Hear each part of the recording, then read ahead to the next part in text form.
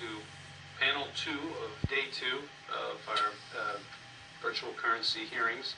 Our next set of witnesses are going to be talking about a topic of particular concern to DFS, which is virtual currency commerce and consumer protections. Can both consumers and retailers use virtual currency as a payment system in a safe and efficient manner that benefits everyone? We look forward to hearing about the panel members' experiences, insights, and guidance related to this question and any others you want to talk about. Let me first welcome Fred Ursum, co-founder of Coinbase, which is a virtual currency wallet company. Second, I'd like to welcome Jeremy Allaire, founder and CEO of Circle Internet Financial, which is also a virtual currency wallet company. And third, I'd like to welcome John Johnson, executive vice chair and corporate secretary of Overstock.com, which is a major internet retailer that has quite recently started to accept Bitcoin. So thank you each for being here. I know you're all busy doing your day-to-day lives and your work, so we really appreciate you taking time out of your busy schedules to be here. As a formality, I swear everyone in before they testify, so if you'll each rise and just raise your right hand. Do you swear or affirm to tell the truth, the whole truth, and nothing but the truth, so help you God? Thank you.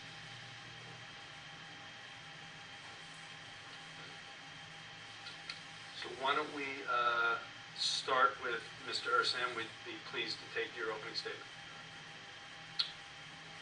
Thank you, Mr. Losky, and members of the department for the opportunity to appear here today. My name is Fred Ursum, and I'm a co-founder of Coinbase, a company whose explicit goal is to make Bitcoin easy and safe to use for the average consumer and the average merchant. Prior to my current role at Coinbase, I worked here in the thriving financial community of New York City as a foreign exchange trader at Goldman Sachs, although my academic background is in computer science. Coinbase has become the trusted Bitcoin name in the United States because of this dedication to making Bitcoin safe for consumers and merchants alike. When Coinbase first began in mid-2012, no industry company was focusing on both creating a user-friendly interface to Bitcoin while also clearly regarding consumer protection, regulatory matters, and compliance as necessary elements to succeed in this rapidly evolving landscape. We have since invested disproportionate amounts of time, energy, and capital into exactly these areas. In consumer protection, we've taken measures like storing upwards of 96% of all Bitcoin on Coinbase securely offline and instituting two-factor authentication on all Bitcoin transactions. To protect merchants from volatility, such as Overstock, we offer them the ability to instantly convert payments they receive in Bitcoin back to dollars such that they don't need to take any exchange rate risk.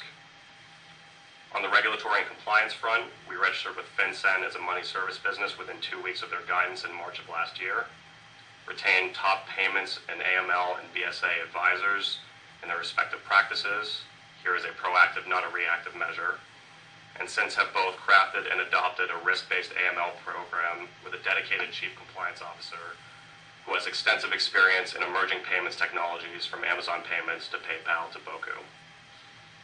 We see Bitcoin as an extremely powerful technology for many of the reasons that have been discussed on the panels leading up to this one, and it is our goal to bring the efficiencies created by the Bitcoin network to the masses. In that vein, a safe ecosystem is essential in gaining and maintaining trust in any new technology, especially one that involves people's hard-earned dollars. As a result, we welcome appropriate guardrails to ensure that Bitcoin companies handling the money of others are run by reputable individuals and have appropriate practices to create a sound consumer experience. At the same time, we hope the regulation does not fundamentally inhibit the power of the Bitcoin network, which comes from its core innovation, the ability to transfer and prove ownership without the need for a third party.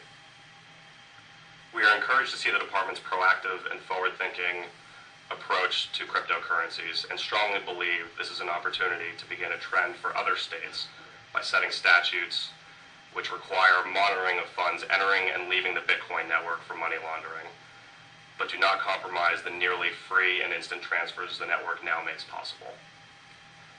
As an entrepreneur building what many of the investors on the first panel in Tuesday's hearings classified as a second-generation Bitcoin company, our goal is to make sure this technology, like the internet in the 90s, is allowed to flourish and bring all of its great efficiencies to the world in a safe manner.